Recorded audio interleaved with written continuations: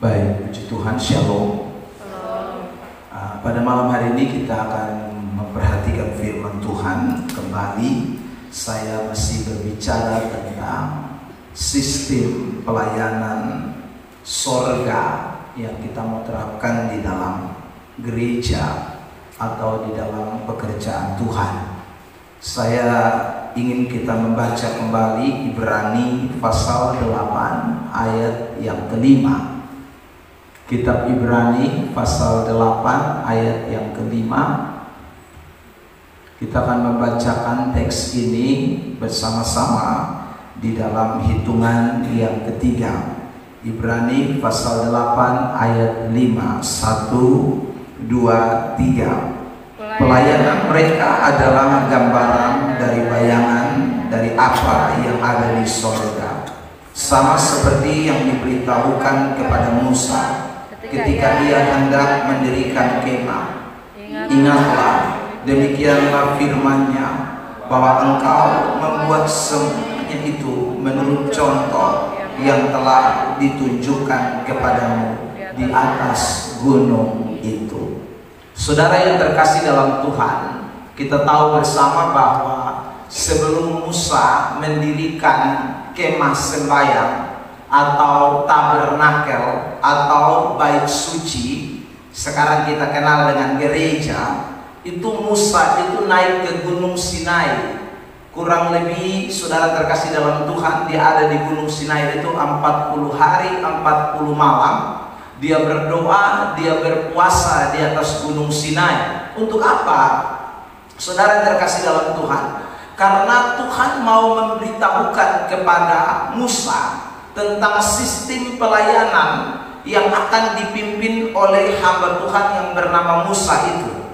Sistem pelayanan yang seperti apakah yang kemudian saudaraku dinyatakan di Gunung Sinai itu dikatakan di dalam teks yang kita baca Ibrani pasal yang ke-8 ayat yang ke-5 ini, itu merupakan gambaran dari bayangan apa yang ada di sorga.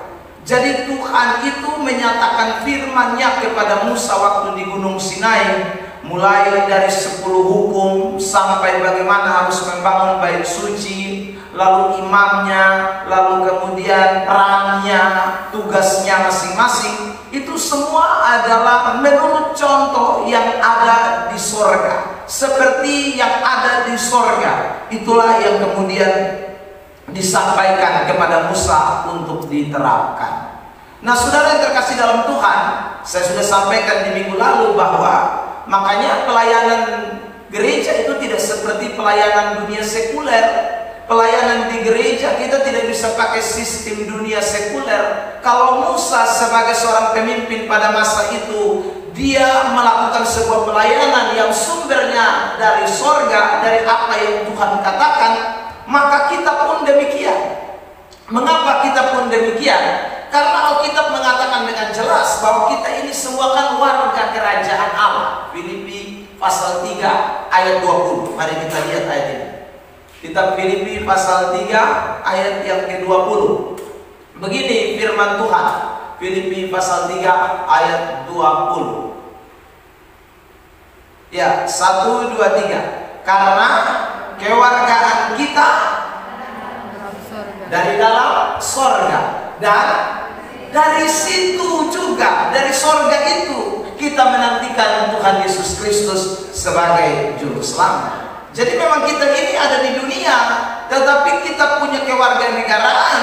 Memang saudara sebagai manusia yang hidup di dunia, kita warga negara Indonesia, tapi kita tidak boleh lupa bahwa kita juga adalah warga kerajaan sorga. Warga kerajaan sorga, dari situ maksudnya adalah sistem sorga. Itu yang kita harus terapkan sampai sang pemilik sorga, yaitu Tuhan Yesus Kristus itu datang kembali menjemput kita. Apa saja yang kita lakukan di dalam pelayanan pekerjaan Tuhan, atau apa saja yang kita lakukan dalam sistem kehidupan kita, saudara, kita tidak boleh lupa sumbernya, patokannya adalah sorga. Di bagian lain Ibrani 12 ayat 22, saudara, dan ayat 28. Mari tampilkan dulu ayat 22, Ibrani pasal 12 ayat yang ke-22. Firman Tuhan berkata begini, Ibrani 12 ayat yang ke-22. Ya. Tetapi kamu sudah datang ke Bukit Sion, ke kota Allah yang hidup, Yerusalem, apa? Sorgawi, dan kepada beribu-ribu malaikat, suatu kumpulan yang meriah. Dikatakan kita ini sudah datang ke Bukit Sion, kita ini sudah datang ke kota Allah. Dikatakan lagi Yerusalem Sorgawi. Nah, kita semua sudah datang. Di ayat 28 dikatakan begini, ayat 28, Ibrani 12 ayat 28. 1, 2, 3. Jadi karena kita menerima kerajaan yang tidak tergoncangkan, marilah kita mengucap syukur dan beribadah kepada Allah menurut cara kepadanya dengan hormat dan takut. Itu. Ada cara yang kita harus lakukan dalam ibadah kita. Kenapa? Karena kita semua mau beribadah bukan dengan cara dunia, tapi cara sorgawi. Karena kita sudah terima kerajaan yang tak tergoncangkan. Ayat 20 bilang kita sudah datang ke Bukit Sion, Yerusalem Sorgawi, kota Allah. Filipi katakan kita semua saudara adalah warga kerajaan sorga. Maka cara beribadah kita, cara pelayanan kita, cara saudaraku, persembahan kita, ucapan syukur kita itu mesti dengan cara yang berkenan kepada Allah. Dikatakan dengan hormat dan takut. Jadi kita tidak bisa semau gue. Nah, cara yang berkenan kepada Allah itu Allah tunjukkan kepada kita. Kalau pada waktu zaman Musa, Allah berbicara kepada Musa, menyatakan firman-Nya kepada Musa, maka pada zaman yang sekarang ini juga Allah kemudian berbicara kepada umatnya lewat firman-Nya. Saya suka baca kan Ibrani pasal yang pertama ayat yang kedua itu mengatakan begini. Mari lihat Ibrani pasal 1 ayat yang kedua. Kitab Ibrani pasal 1 ayat yang kedua. Ibrani pasal 1 ayat yang kedua. Maka pada zaman akhir ini Ia telah berbicara kepada kita dengan perantaraan siapa?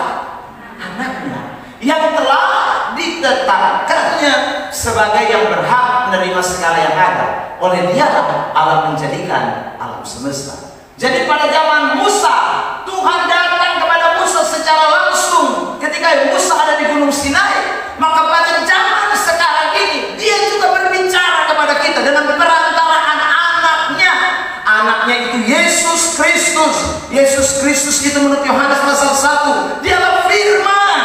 Maka saudara yang terkasih dalam Tuhan, kita pun menerima cara tatanan ibadah itu lewat firman Allah. Maka kita sedang melakukan pelayanan, cara beribadah dengan sistem, bukan sistem kita, tapi sistem pelayanan surgawi. Ada amin? Nah, kita kembali ke Ibrani pasal yang ke-12. Makanya kalau ada orang tidak mau ikut sistem pelayanan surgawi, ayat 25 tampilkan. Ibrani pasal 12 ayat 25. Kalau kita tidak mau ikuti sistem pelayanan surgawi, maka ini ayat bilang begini, jagalah supaya kamu jangan menolak Dia yang berfirman. Sebab jikalau mereka yang menolak Dia yang menyampaikan firman Allah di bumi, ya. Jadi kalau orang menolak yang menyampaikan firman Allah saja tidak luput, ya, tidak luput. Apalagi kita jika kita berpaling dari Dia yang berbicara dari mana? Surga. Dari surga. Jadi saudara terkasih dalam Tuhan, orang menentang firman yang disampaikan oleh hamba-hamba Tuhan di bumi saja, itu ayat bilang dia tidak luput. Apalagi kalau yang surga yang omong baru dia tidak ikut, itu lebih parah lagi. Ya saudara, lihat lagi Ibrani pasal 2. Tadi kita baca ayat 2, sekarang ayat 3. Ibrani pasal 2 ayat 3. Bagaimanakah kita akan luput jikalau kita menyia-nyiakan keselamatan yang sebesar itu, yang mula-mula diberitakan oleh Tuhan dan oleh mereka yang telah mendengarnya kepada kita dengan cara yang dapat dipercaya. Sedangkan ayat 4 Ibrani pasal 2 ayat 4, saudara, Allah meneguhkan kesaksian mereka oleh tanda-tanda dan mujizat-mujizat dan oleh berbagai-bagai pernyataan kekuasaan, dan karena Roh Kudus yang dibagi-bagikannya menurut kehendaknya. Jadi Allah bukan hanya saja berfirman, Allah sudah nyatakan mujizat, tanda-tanda, berbagai macam hal, karunia roh Dia sampaikan kepada kita. Lalu saudara, kita bikin cara lain, kita bikin sistem pelayanan lain, kita bikin kemauan kita, ibadah sesuka hati kita. Wah, itu tidak akan luput, saudara. Makanya kita semua yang hadir pada kesempatan ini, marilah kita mau belajar dari firman Allah, supaya semua sistem pelayanan kita bukan menurut apa yang kita mau. Sistem pelayanan kita bukan menurut rancangan kita. Sistem pelayanan kita bukan menurut reka-reka kita. Tapi sistem pelayanan kita benar-benar apa yang firman Tuhan katakan. Sistem pelayanan sorgawi yang akan berkenan kepada Allah. Ada amin? Saudara yang terkasih dalam Tuhan, karena itu hari ini kita memperhatikan yang kedua. Kemarin saya sudah bicara yang pertama, sistem pelayanan surgawi itu ingat bukan mementingkan perut ya minggu lalu, tapi mesti melayani dengan sungguh-sungguh. Sistem pelayanan surga yang kedua, mari kita perhatikan yang kedua. Sistem pelayanan surgawi itu ingat baik-baik, bukan hanya bicara soal karunia, tetapi karakter. Saya ulang lagi ya. Sistem pelayanan surgawi itu bukan hanya bicara soal karunia, tetapi karakter. Ada banyak orang punya karunia, tapi tidak memiliki karakter yang baik. Karunia itu apa saja? Saudara yang terkasih, karunia itu pintar menyanyi, pintar main musik, pintar khotbah, pintar segala-galanya pintar. Saudara yang terkasih dalam Tuhan. Tapi karakternya jelek ya. Jadi pintar menyanyi, pintar berkhotbah, pintar lakukan segala sesuatu, tetapi saudara terkasih dalam Tuhan, karakternya tidak sesuai dengan kehendak Allah. Itu bukan pelayanan surgawi. Sistem pelayanan surgawi itu tidak menyampingkan karunia. Sistem pelayanan surgawi itu, ketika saya bicara bahwa karunia itu, saudaraku, tidak berarti tidak pentingnya. Saya katakan karunia tapi tidak ada karakter, itu bukan berarti saya merendahkan karunia. Karunia itu penting dalam sistem pelayanan surgawi, tetapi pelayanan surgawi tidak hanya mengedepankan karunia. Sistem pelayanan surgawi itu mengedepankan karakter juga. Ada amin? Amin. Saudara yang terkasih dalam Tuhan, jadi tidak boleh salah mengerti. Oh, berarti kita karakter karunia tidak perlu. Tidak bisa. Orang melayani itu mesti sesuai dengan karunianya masing-masing. Karakter bagus, karunia juga harus bagus. Ya, saudara terkasih dalam Tuhan, bayangkan kita semua dalam satu gereja ini ya, misalnya saudara, yang karakternya bagus itu suaranya fals semua. Karakternya bagus, tapi suaranya kiri semua.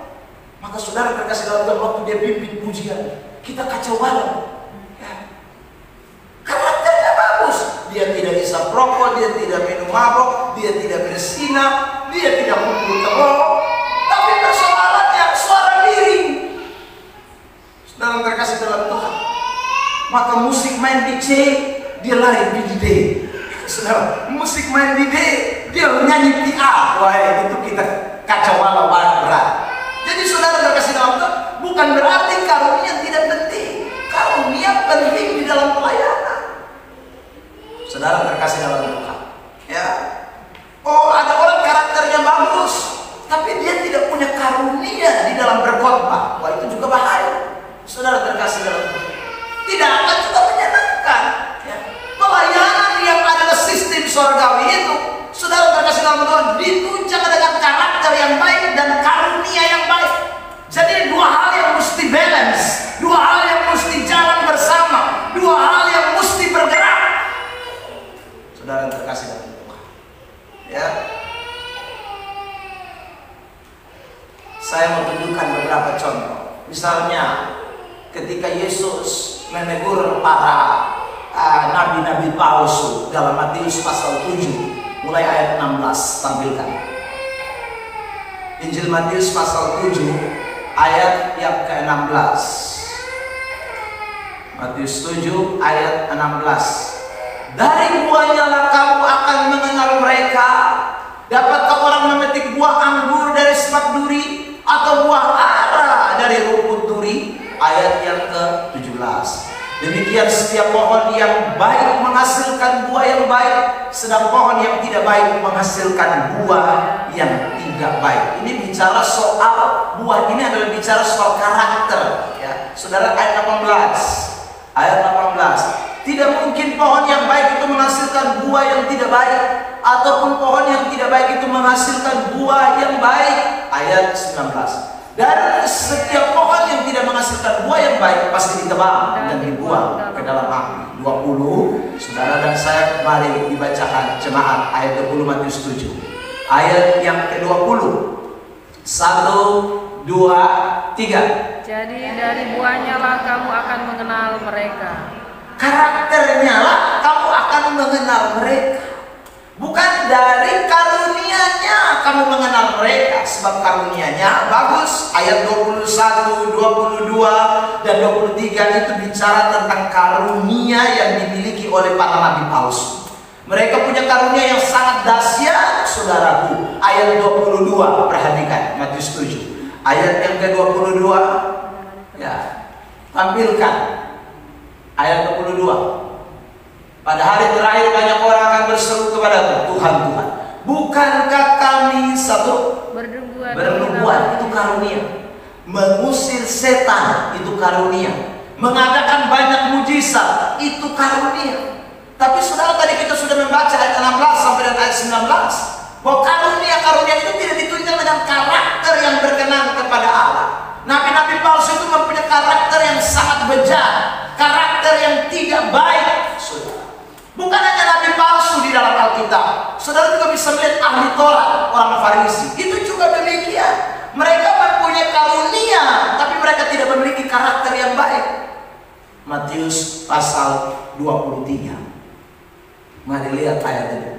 Matius pasal 23 ayat yang pertama sampai ayat yang ketiga. Matius pasal 23. Maka berkatalah Yesus kepada orang banyak dan kepada murid-muridnya. Katanya, 2. Ahli-ahli Taurat dan orang-orang Farisi telah menduduki kursi Musa. Ayat 3. Sebab itu turuti dan lakukanlah segala sesuatu yang mereka ajarkan kepadamu. Jadi mereka ini punya karunia mengajar. Kalau mereka mengajar itu bagus, saudara, ahli Taurat, orang Farisi. Tetapi ada ingatan ini, janganlah kamu turuti apa? Perbuatan-perbuatan mereka. Karena mereka mengajarkan tetapi tidak melakukan. Nah, ini. Jadi karakternya yang jelek, karunianya bagus. Dan Tuhan puji. Tuhan bilang, jangan tolak mereka kalau mengajar. Karena rupanya mereka punya karunia mengajar yang baik. Saudara terkasih dalam Tuhan, mereka menyampaikan pengajaran-pengajaran yang luar biasa. Tapi Yesus ingatkan, jangan ikut perbuatan. Oh, itu berarti perbuatannya memang tidak bagus ini, saudara. Kalau saudara baca rentetannya, Yesus kecam mereka dengan mengatakan celaka, celaka, celaka, celaka. Itu yang Yesus kecam apa? Bukan karunianya, tetapi karakter mereka yang tidak bagus itu. Saudara terkasih dalam Tuhan. Nah, karena itu saya ulang lagi, sistem pelayanan surgawi, ingat baik-baik, butuh yang namanya karunia atau talenta, tapi juga dibutuhkan yang namanya karakter. Itu dua hal yang mesti berjalan dalam pelayanan. Dan hari-hari ini memang kita susah sekali cari orang dua ini, saudara. Cari orang yang punya karakter baik dan punya talenta baik, itu susah.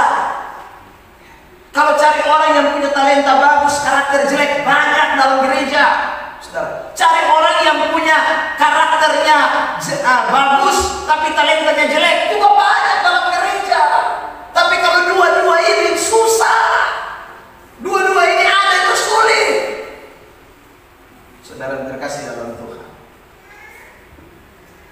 di gereja tertentu orang bikin yang namanya kuis tes karakter, tes talenta atau karunia, supaya tahu saya ini talenta atau karunia apa, supaya kalau dipasang di dalam pelayanan itu pas, itu cocok. Ya. Sebab kalau tidak cocok, ya seperti tadi saya bilang, itu orang karakter bagus, tapi ya sudah talenta pas-pasan, mau bilang apa? Talentanya tidak ada di situ. Talentanya bukan pada bagian itu. Saudara yang terkasih dalam Tuhan, karena itu kita semua yang hadir pada kesempatan ini kenali talenta kita. Terus juga jangan lupa karakter saya dan saudara itu penting sekali. Supaya kita ada di tengah-tengah pelayanan, kita betul-betul menjadi orang-orang yang melakukan pelayanan yang berkenan kepada Allah. Sebab kalau cuma satu saja Tuhan tidak suka. Ya. Punya talenta tapi karunia tidak bagus, Tuhan tidak suka. Seperti ahli Torah, seperti nabi palsu, Tuhan tidak suka. Ya. Tuhan mau dua-dua ada, karakter ada, talenta ada. Makanya ketika Paulus mengutus Timotius ke Efesus, dia memberikan, saudaraku, inilah petua-petua dari Paulus kepada Timotius. Kalau kamu mau pilih diaken, penatua, mesti lihat ini. Mari kita lihat 1 Timotius pasal 3. 1 Timotius pasal 3 ya. Perhatikan, saudara terkasih dalam Tuhan. 1 Timotius pasal yang ketiga. Mulai ayat 1 ditampilkan. Ini panjang sampai ayat 18. Benarlah perkataan ini, orang yang menghendaki jabatan penilik jemaat menginginkan pekerjaan yang indah.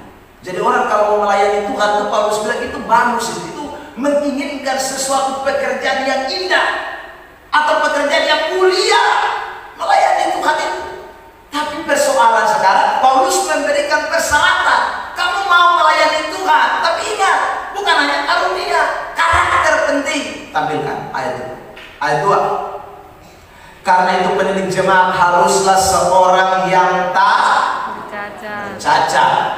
Tak bercacat ini bukan cacat fisik, tapi cacat rohani maksudnya. Ya, kalau cacat fisik no problem, tapi cacat rohani itu yang tidak boleh. Suami dari satu istri.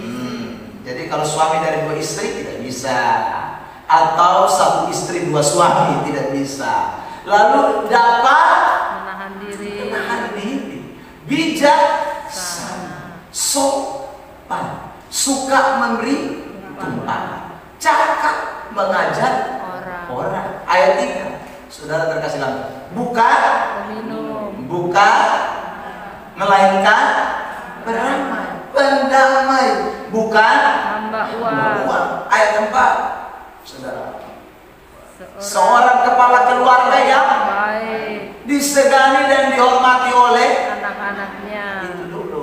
Lanjut, jikalau seorang tidak tahu mengepalai keluarga sendiri, bagaimana ia dapat mengurus jemaat? Itu saudara bicara soal karakter. Ya. Dan inilah yang kita pakai.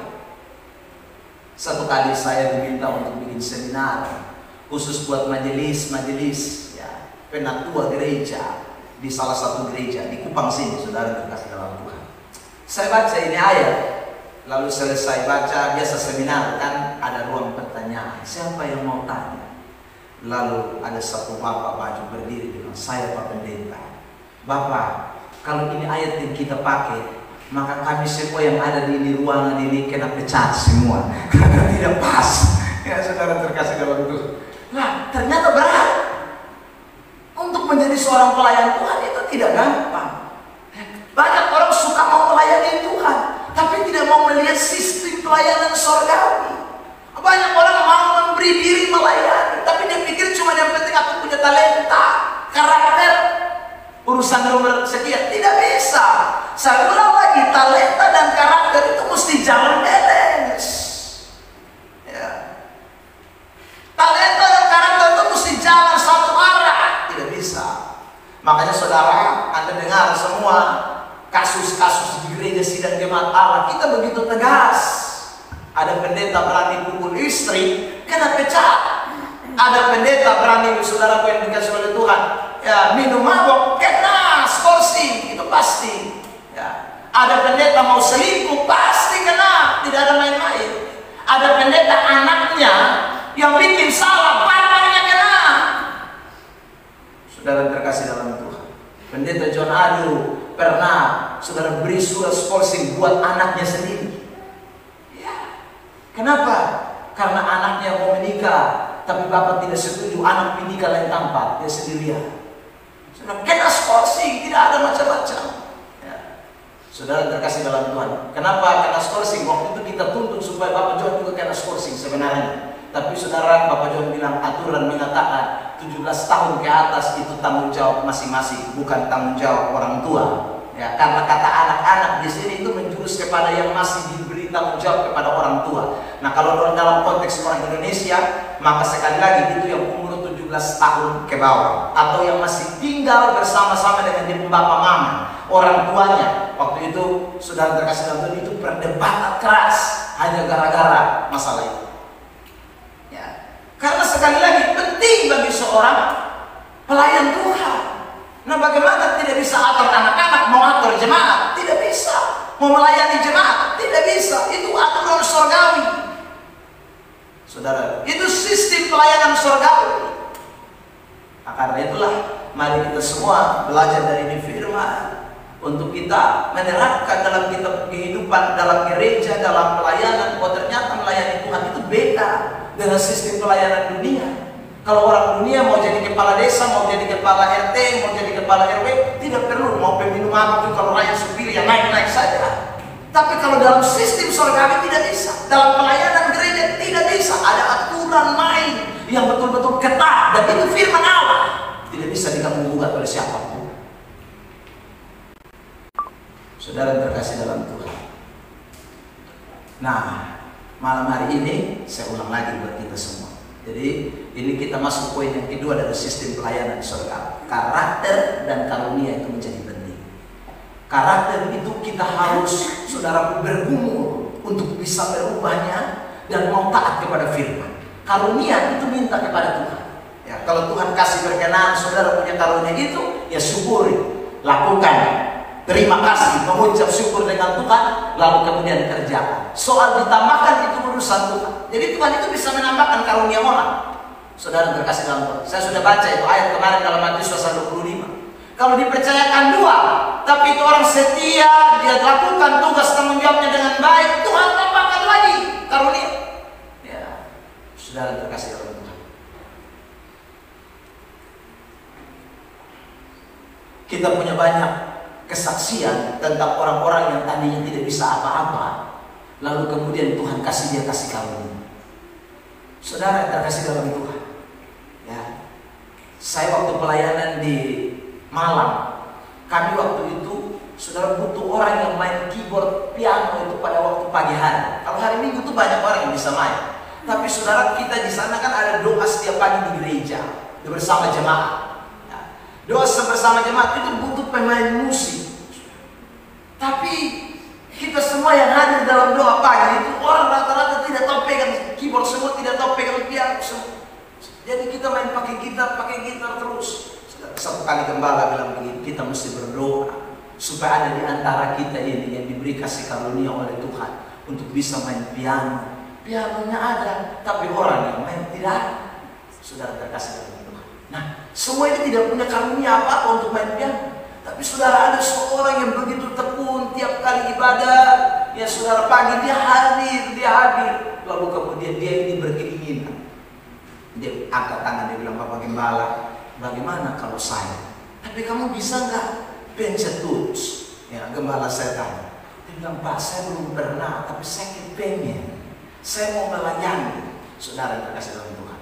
Jadi Bapak Gembala, mulai hari ini doakan saya supaya mulai besok saya mulai belajar main piano. Saudara terkasih dalam Tuhan. Dan akhirnya Bapak Gembala bilang, oke, kalau memang kamu begitu punya kerinduan. Dia kemudian ditumpangkan tangan, saudara, lalu didoakan oleh gembala kami itu. Lalu kemudian saudara, besok dia mulai belajar main piano. Dan saudara terkasih dalam Tuhan, akhirnya benar, 1 bulan ke depan dia jadi mahir sekali.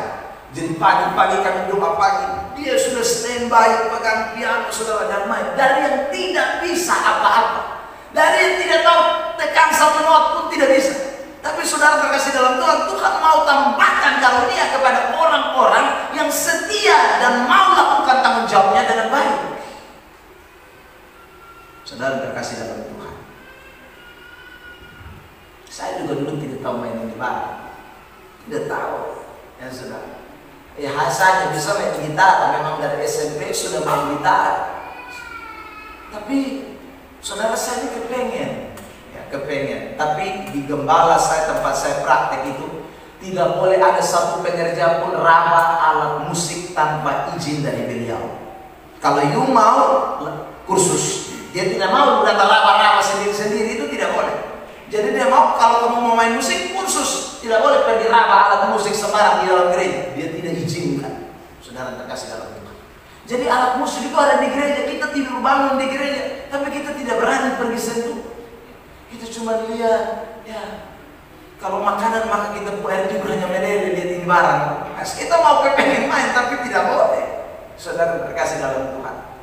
Sampai akhirnya saya ini datang ke Kupang, lalu kemudian saudara pelayanan bersama dengan pendeta Daniel Maingke. Dulu ada Mr. Ken di Cangkulung sana, di jalur gaib sana. Saudara terkasih dalam Tuhan, saya bergabung dengan dia.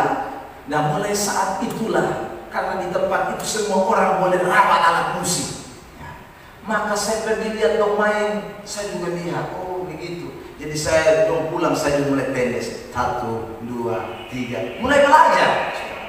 Dan lama kelamaan, akhirnya saudara terkasih dalam Tuhan, saya mulai mengerti. Meskipun waktu itu saya cuma tahu kunci G. 1 tahun saya di Seoul atau di tempatnya pada Daniel Maingke itu. Saudara yang dikasih oleh Tuhan, akhirnya kemudian saya ditempatkan oleh BPD waktu itu Pak Paul di Semau. Saya pergi pelayanan di Semau, saudara terkasih dalam Tuhan, ternyata di sana ada keyboard tapi tidak ada orang yang main. Maka saya hanya tahu kunci G itu dengan PD-nya pegang keyboard, saudara terkasih. Mulai bermain keyboard. Padahal awalnya saya tidak tahu apa-apa. Mulai belajar di situ, mulai bermain, saudara. Jadi sekali lagi, yang namanya karunia itu kalau kita minta, Tuhan bisa berikan kepada kita. Tapi karakter Anda dan saya bukan hanya boleh minta, tetapi sekali lagi kita mesti terus mau dibentuk, diasah untuk tambah hari, mulai mengerti kebenaran dan mulai melakukan sesuatu yang berkenan kepada Tuhan. Dan itu butuh tindakan kita, butuh ekspresi kita, butuh kemauan kita. Saudara terkasih dalam Tuhan, ya tidak bisa. Kalau Anda berkata, saya mau berhenti minum mabuk, berhenti rokok, sudah mesti tindakan. Hari ini sudah mesti ambil tindakan, berhenti betul. Kalau saudara berhenti, tapi tunggu dulu ya sampai dunia kiamat, tidak akan pernah bisa. Butuh tindakan. Karakter itu bisa berubah jika orang mau bertindak dengan kebenaran yang diberitakan. Nah, kiranya Tuhan Yesus memberkati kita dengan ini firman Tuhan yang kita dengar pada malam hari ini. Sehingga jangan lupa, sistem pelayanan dunia itu berbeda dengan sistem pelayanan sorga. Ya, sistem pelayanan sorga, saya ulang, mengedepankan bukan hanya saja talenta, tapi karakter itu menjadi penting. Dua hal ini mesti berjalan balance. Ya, dua hal ini mesti sama-sama bergerak kalau kita betul-betul mau memberi hidup kita melayani Tuhan. Supaya kalau Tuhan datang, dia jangan bilang sama saudara, enyah kau sekalian berbuat kejahatan. Anda dan saya bisa berdiri dan berkata, Tuhan, saya WL di Gereja Sidang Jemaat Allah GSJ Global Flow. Oh Tuhan, saya singers, saya choir, saya pemain musik. Tuhan berkata kalau dia tidak kenal, dia tidak kenal. Karena itu saudara, belajarlah untuk berkenan kepada Tuhan. Bukan hanya saja rajin melayani, tapi karakter yang berkenan kepada Tuhan itu menjadi penting. Tuhan berkati kita sekalian. Mari